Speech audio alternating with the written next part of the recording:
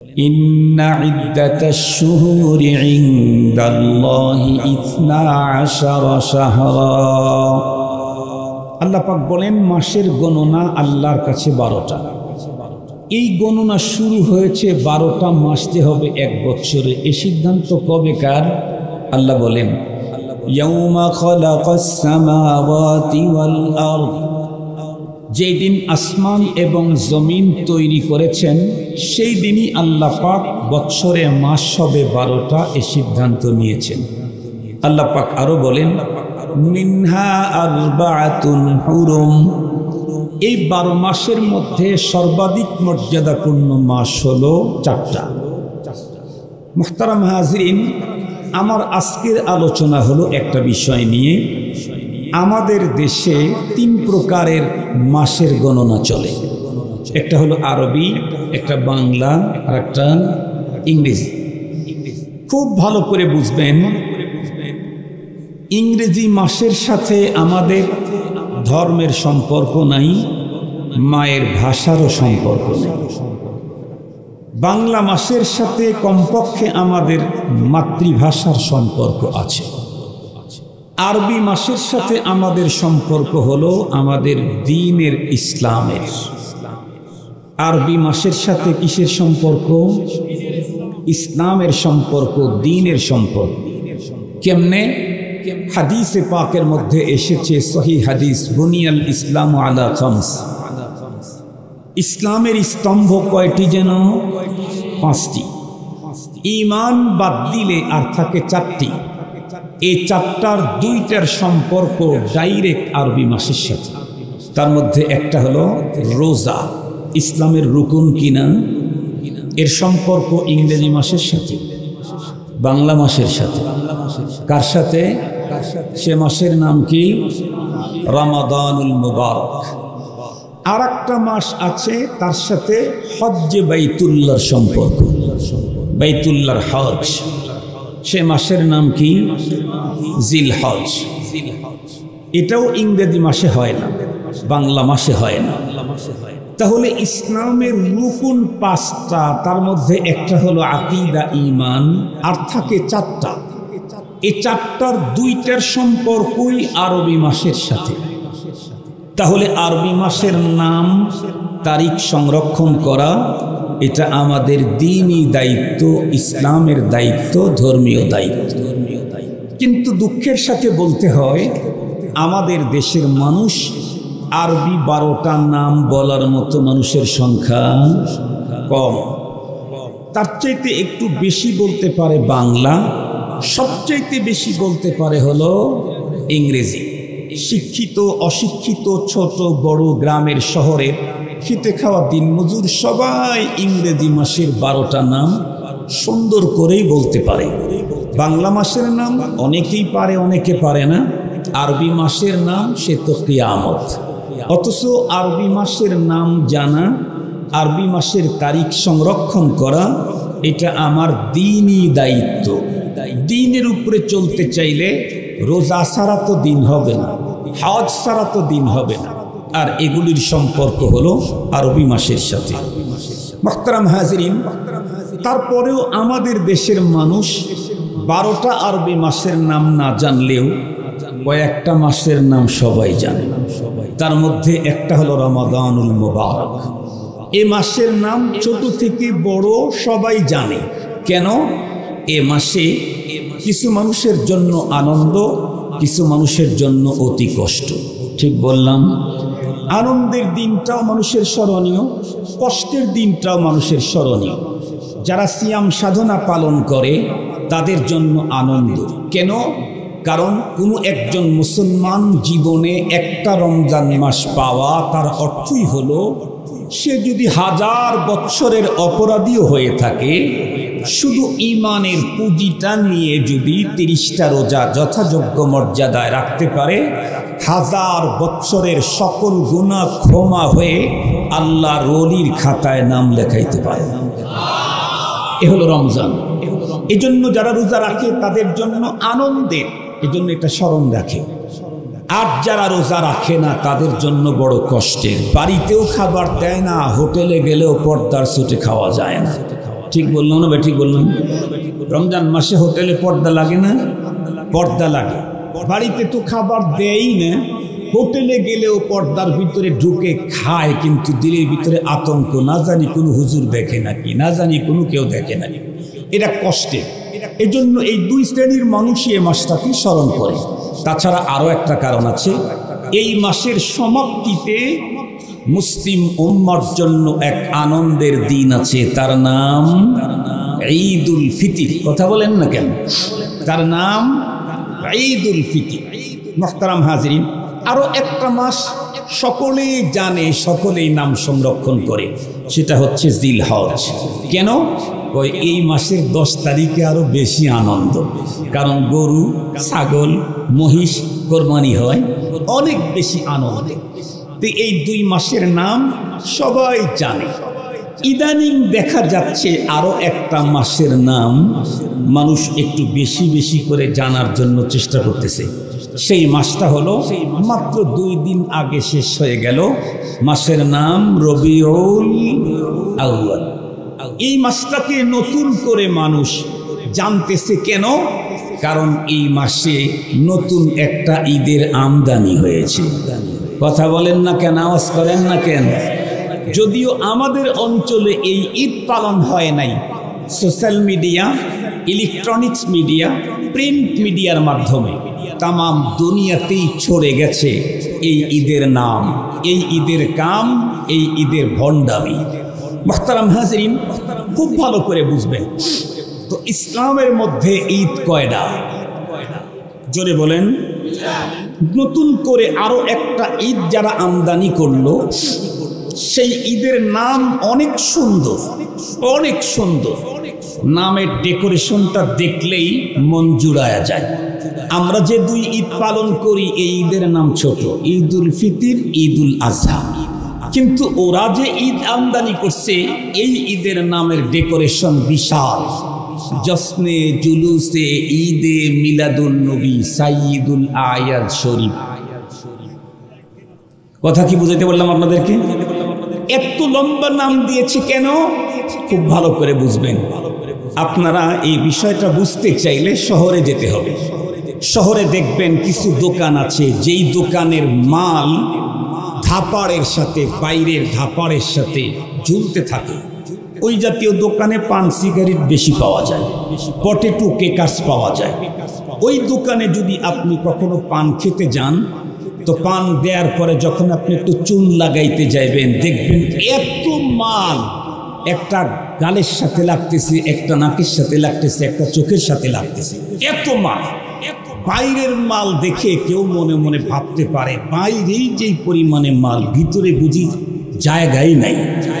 কিন্তু সত্যিকার অর্থে কোনো একদিন চুন নিতে গিয়ে ভিতরে উকি ঝুঁকি দিয়ে দেখবেন ভিতরে মাল তো নাই, 2-1টা সিরা, খেতা আর বালিশ, আর কিচ্ছু নাই। ওর যা আছে সব বাইরে, ভিতরে কিচ্ছু নাই।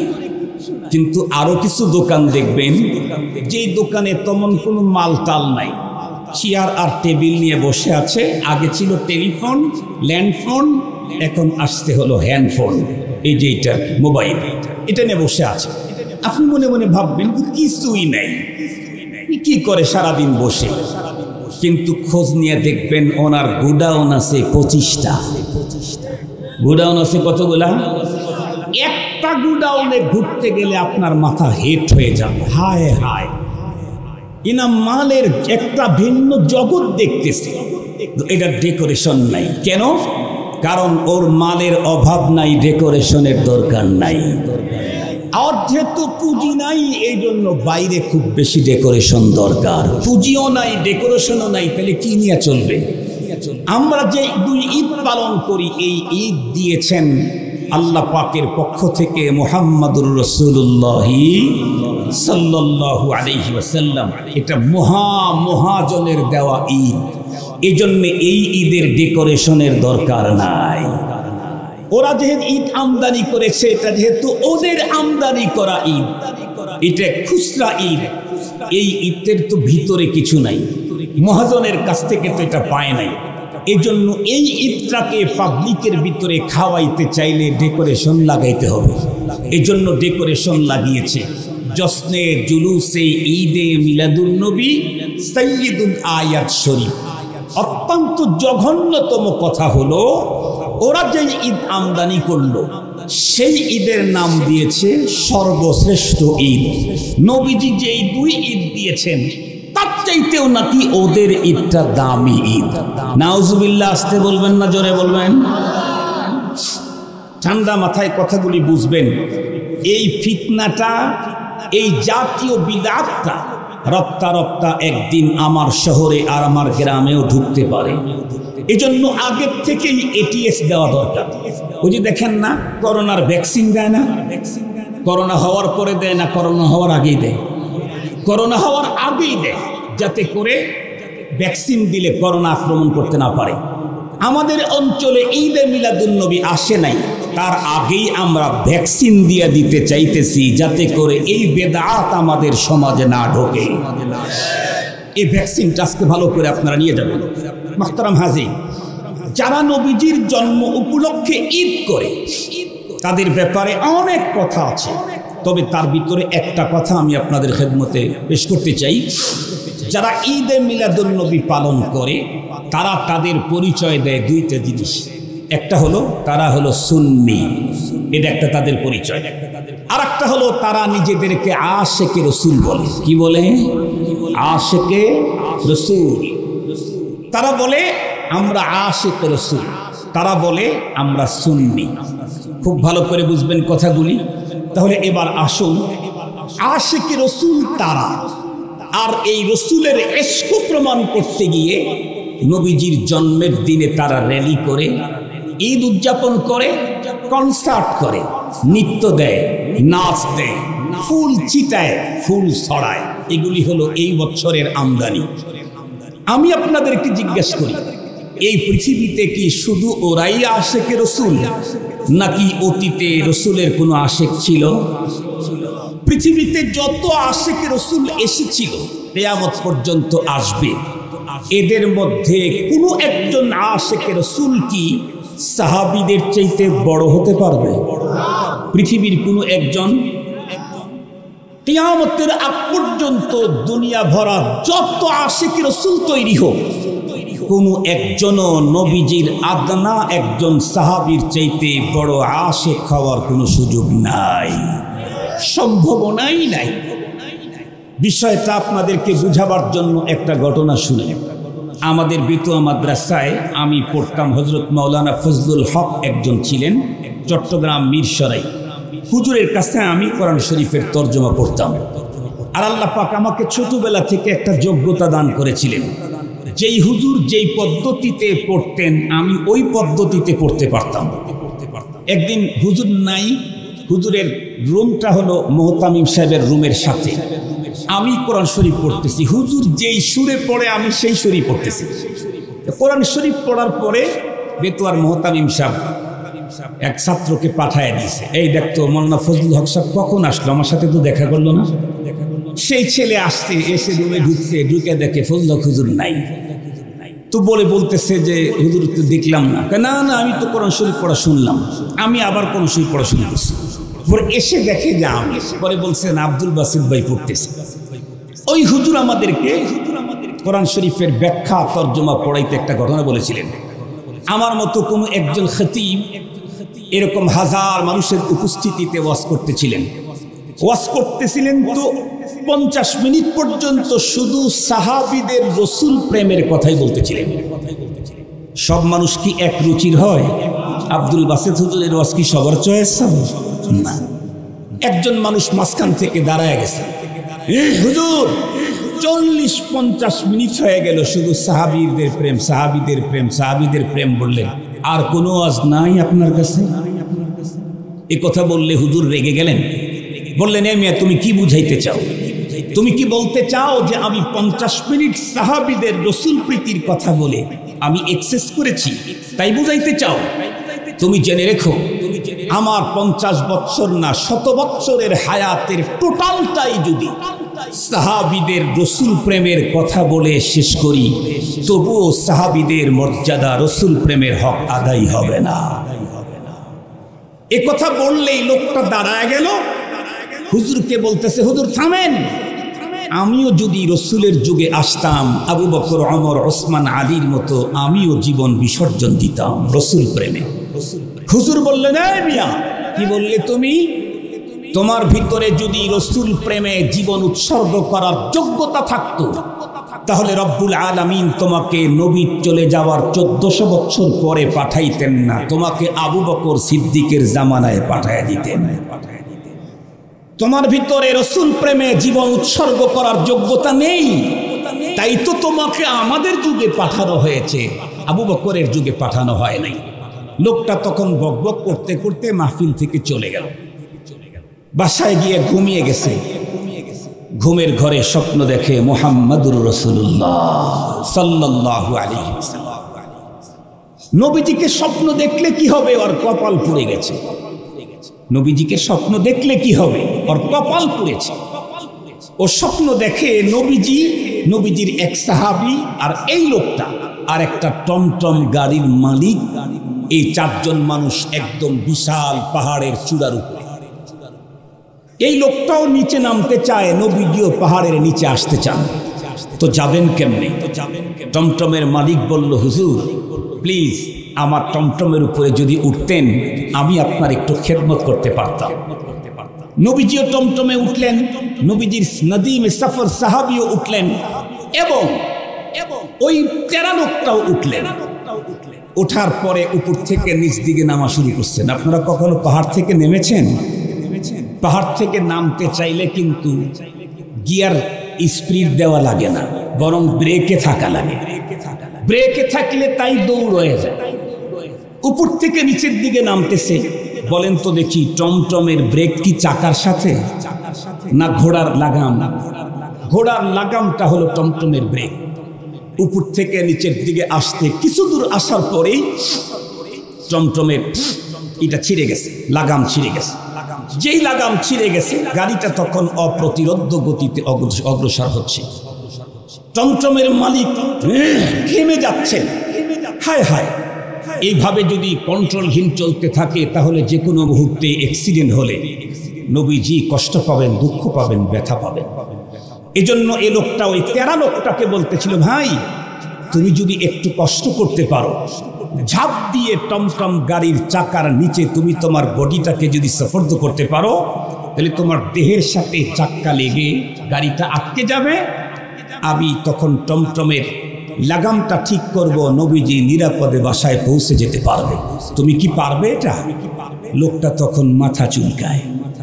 কি করে? মাথা চুলকায়, কানে হাত দেয়, ঘাড়ে হাত দেয়। তার মানে দিব্যি চলন্ত গাড়ির চাকার নিচে ঝাঁপ দিয়ে জীবন দেওয়া। হায় হায়, এটা তো সম্ভব না। এই লোক যখন মাথা ঘাড় চুলকানো শুরু করে দিয়েছে, তখন নবীজির সাহাবীকে টমটমের মালিক কিছু বলে নাই। নবীজির সাহাবী শুধু দেখছে যে ও মাথা চুলকাইতেছে, বাস নবীজিকে রক্ষা করার জন্য সাহাবী বলার আগে ঝাঁপ দিয়ে তার দেহটা টমটমের নিচে সুপর্দ করে দিয়েছে। স্বপ্নযোগে গাড়ির চাকার সাথে যখন লেগে গেছে সাহাবীর বডি, ধাক্কা লেগে গাড়িটা আটকে গেছে। তেরা লোকটার ঘুমও ভেঙে গেছে। বলুন তো দেখি, এই স্বপ্নের তাবির বুঝার জন্য কোন শেখুল হাদিস দরকার? সবাই আপনারা বুঝেছেন। এই আল্লাহর বান্দা কান্না শুরু করছে, হায় করলাম কি? যা আমাকে দেখানো হলো তো আমার কপাল পুড়ল, আমি নবীজিকে পেলাম, স্বপ্ন যোগেও রসুলের জন্য আত্মবিসর্জন দিতে পারলাম। লোকটা কান্না শুরু, আর ওর ঘুম নাই। ফজরের পরে বেরিয়ে গেল, যেখানে মাহফিল সেখানে এসে জিজ্ঞেস করে, হুজুর কই? হুজুর এতক্ষণ তো চলে গেছে। তার ঠিকানা নিয়ে হুজুরের বাড়িতেই চলে গেল। তোর একটু ফ্রেশ হয়েছেন, বাইরে থেকে আওয়াজ, সাক্ষাৎ এসেছে। হুজুর বাইরে বের হতে এই লোকটা অতর্কিত হুজুরের 2 পা জড়ায় ধরে কান্নায় ভেঙ্গে পড়ল। হুজুর জিজ্ঞেস করে, কে তুমি, কেন কান্না করো? হুজুর, ওই যে গত রাত্রের সেই বাঁকা লোকটা আমি। তো কি হয়েছে তোমার? রাত্রের স্বপ্নের ঘটনা যখন বলে দিয়েছে, হুজুরও কান্দে, লোকটাও কান্দে। হুজুর কান্না করে যে তোর কপাল কত খারাপ, পয়গম্বরকে পানি, অথচ পয়গম্বরের সেবা করার সুযোগ হলো না তোর। ও কান্দে যে আমার কত বড় বেয়াদবি হয়ে গেছে। লোকটা চোখের পানি ছেড়ে কান্দে, বলে হুজুর আমারে ক্ষমা করে দিন। হুজুর বললেন তুমি কি আমার সাথে বেয়াদবি করছো? তুমি তো আমার সাথে বেয়াদবি করো নাই, তুমি তো বেয়াদবি করেছো মুহাম্মাদুর রাসূলুল্লাহর নূরানী সাহাবীদের সাথে, যেই সাহাবায়ে কেরামের প্রশংসা করেছেন স্বয়ং আসমান জমিনের মালিক আল্লাহ। মুসলমান ভাইরা রে, আমার কথা ভালো করে বুঝবেন। সাহাবায়ে কেরামের প্রশংসা রব্বুল আলামিন কোরআনে পাকের এক জায়গায় করেন নাই, বরং বিভিন্ন জায়গায় করেছেন। তার ভিতরে এক জায়গায় আল্লাহ পাক বলেন, উলাইকাল্লাযীনা ইমতাহানাল্লাহু কুলুবাহুম লিত্তাকওয়া। সাহাবায়ে কেরামের দিলের পরীক্ষা নিয়েছেন আল্লাহ। এরপরে পরীক্ষা নিয়ে তাদের রেজাল্ট আউট করে দিয়ে বলেন, রাদিয়াল্লাহু আনহুম ওয়া রাদু আনহু, আমি আল্লাহ তাদের উপরে খুশি হয়ে গেলাম, রাজি হয়ে গেলাম। শুধু তাদের উপরে খুশি তাই না, কিয়ামত পর্যন্ত ওয়াল্লাযীনা তাবাউহুম বিইহসান, কিয়ামত পর্যন্ত যত মানুষ সাহাবায়ে কেরামের অনুকরণ করবে সঠিক পদ্ধতিতে, আল্লাহ পাক বলেন আমি তাদের উপরেও রাজি, তাদের জন্য জান্নাত রেডি। সুবহানাল্লাহ বলেন। এই আয়াতে কারীমা, কোরআনের এই ভাষ্য স্পষ্ট প্রমাণ, সাহাবায়ে কেরাম সত্যের মাপকাঠি, মেয়ারে হক। সাহাবায়ে কেরাম সত্যের মাপকাঠি, মেয়ারে হক।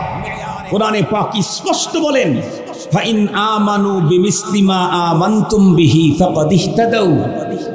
এই মুনাফিকের লোক দলেরা, তোমাদের ঈমান যদি সাহাবীদের ঈমানের মতো হয় তাহলে এটা গ্রহণযোগ্য।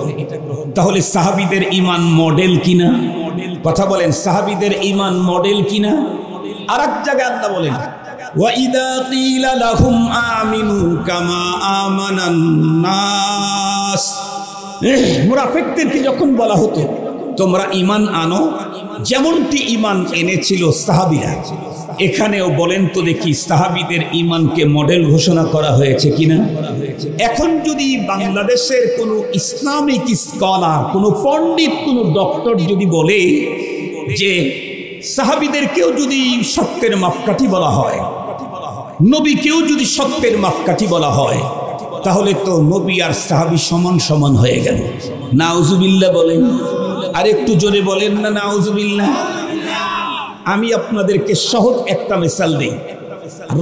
রউফ এটা কার নাম? রহিম এটা কার নাম? রহিম আল্লাহর নাম, রউফুন আল্লাহর নাম। কিন্তু কোরআনে পাকের সূরাতুত তাওবার 128 নম্বর আয়াতে আল্লাহ তার রাসূলের প্রশংসা করতে গিয়ে বলেন, লাকাদ জাআকুম রাসূলুম মিন আনফুসিকুম আজিজুন আলাইহি মা আনিতুম হারিসুন আলাইকুম বিল মুমিনিনা রাউফুর রহিম। এই জায়গাতে রাউফুন রহিমুন, এই দুইটা গুণ আল্লাহ তার রাসূলের জন্য ব্যবহার করেছেন। সুবহানাল্লাহ বলেন। তাহলে আল্লাহর নামে রাউফ আছে, আল্লাহর নাম রহিম আছে। আবার আল্লাহ কোরআন শরীফের ভিতরে তার রাসূলকে বললেন রাউফ রহিম।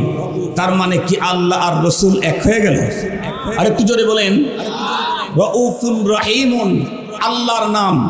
আল্লাহ কোরআনে তার রাসূলের ব্যাপারে এই দুই নাম বলেছেন, তারপরেও আল্লাহ আর রাসূল এক হয় নাই।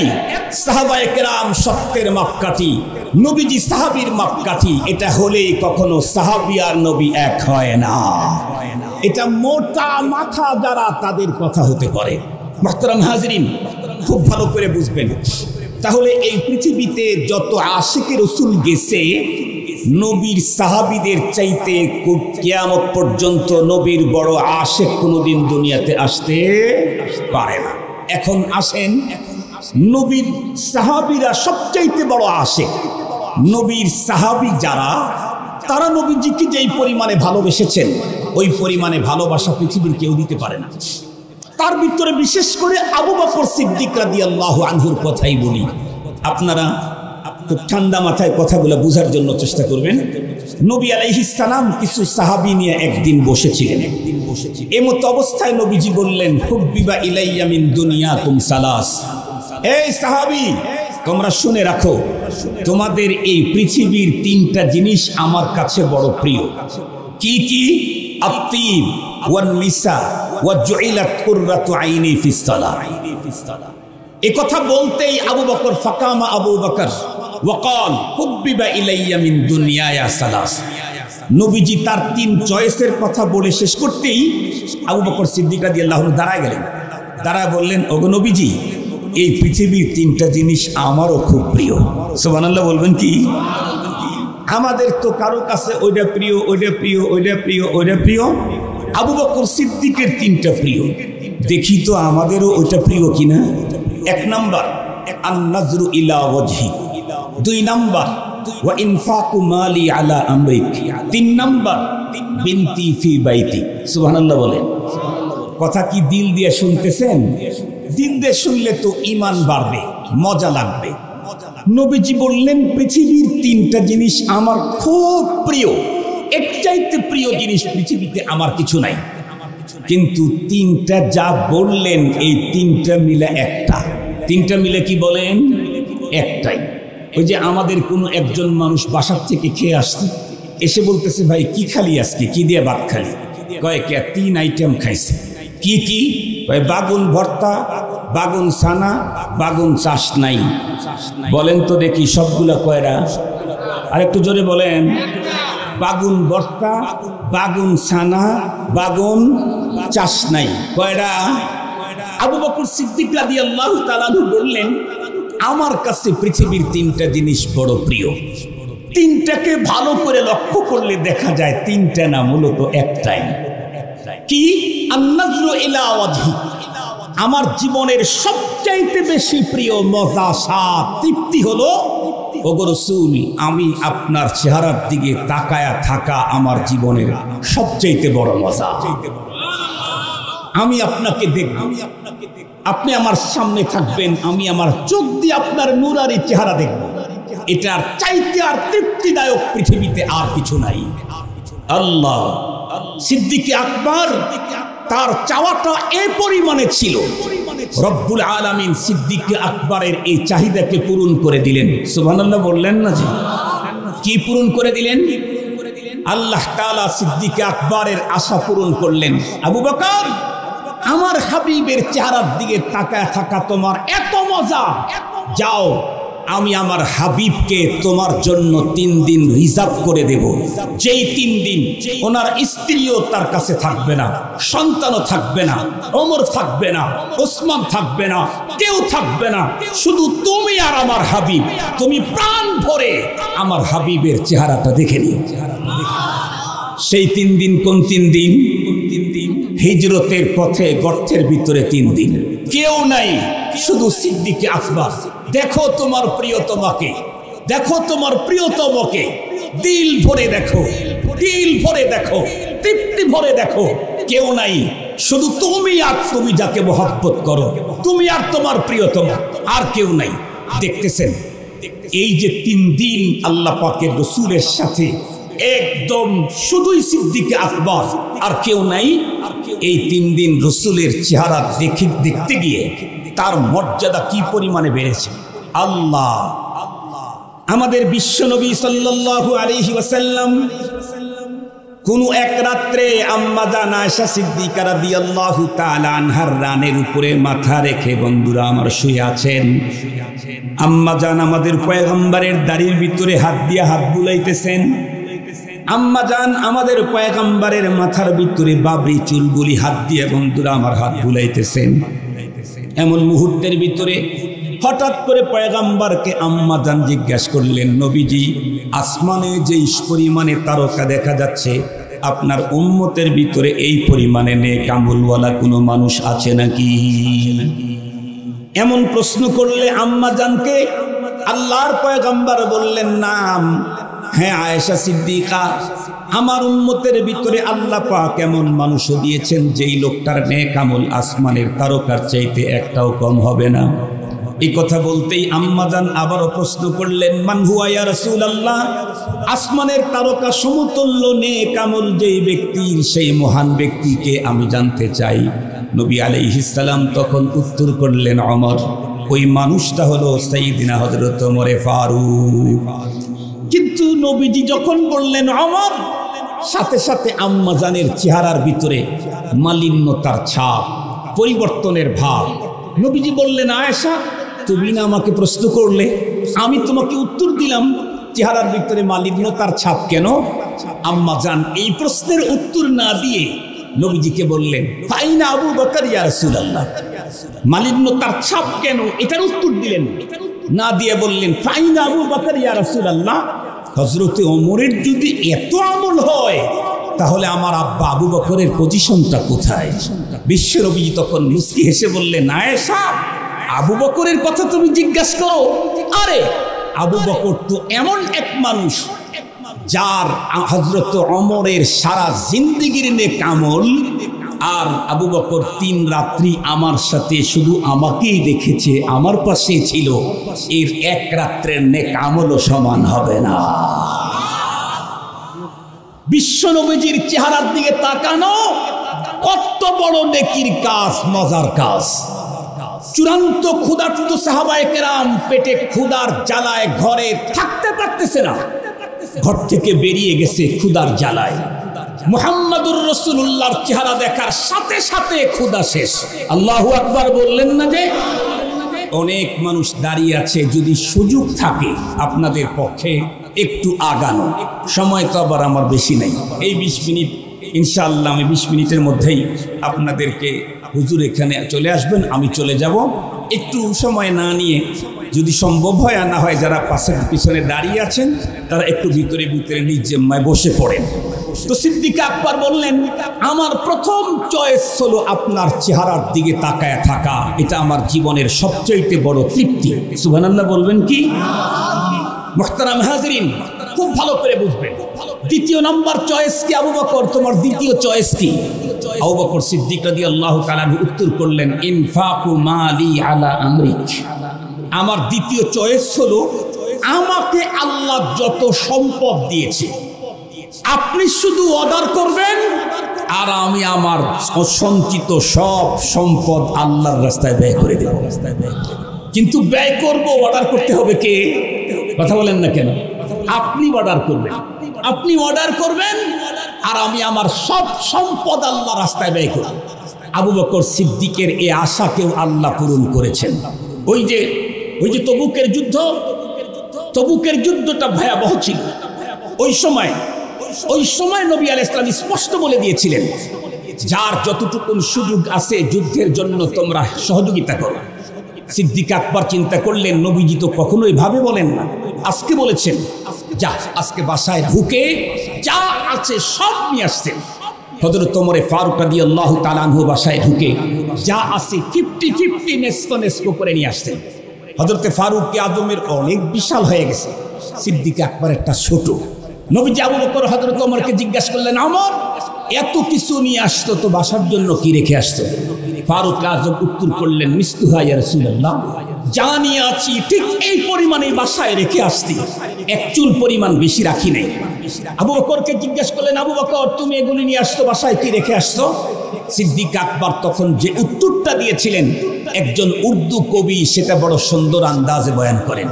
কবি বলেন, माल दौलत दे के भी सब रह गया मेरे लिए, एक खुदा मेरे लिए, एक मुस्तफा मेरे लिए। ওই যে সিদ্দিক আকবর বলেছিলেন, ওগো নবীজি, আমার জীবনের সবচেয়ে বড় প্রিয় মজাদার জিনিস হলো 3টা। নাম্বার 1, আন্নাদরু ইলা ওয়াজহিকা, আপনার চেহারার দিকে চেয়ে থাকা আমার বড় তৃপ্তি। 2 নাম্বার, ইনফাকু মালি আলা আমরিকা, আপনি অর্ডার করবেন আর আমি আমার ঘরের সমস্ত সম্পদগুলি আল্লাহর সন্তুষ্ট অর্জনে বিলিয়ে দেব।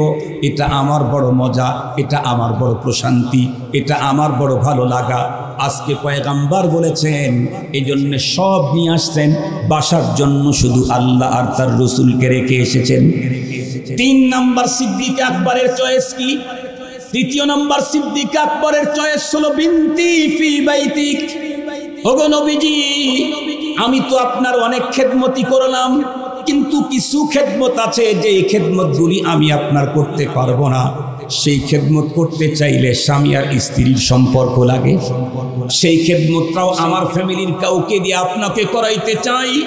সেটি হলো, আমার মেয়ে যদি আপনার ঘরের ভিতরে আপনার স্ত্রী হিসাবে থাকতো, তাহলে এটা আমার বড় চয়েস। হযরতে সিদ্দিক আকবরের এই চয়েস আল্লাহ পাকের দরবারে কবুল হয়ে গেল।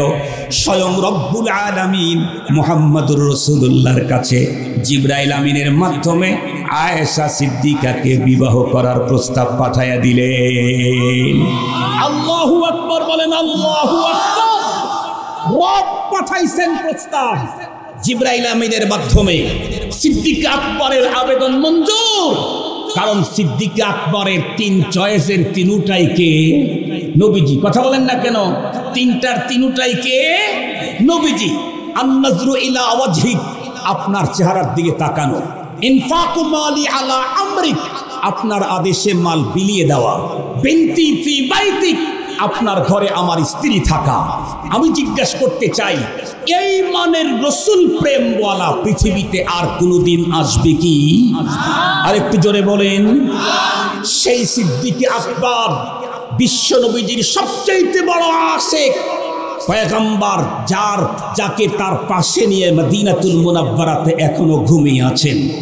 বিশ্ব নবীজির পরে যাকে প্রথম খলিফা নির্বাচন করা হয়েছে, বিশ্ব নবীজির উপস্থিতিতে ইমামতির যোগ্যতা, সাআদাতার মর্যাদা তাকে দেওয়া হয়েছে, সেই সিদ্দিক আকবর বেঁচে ছিলেন।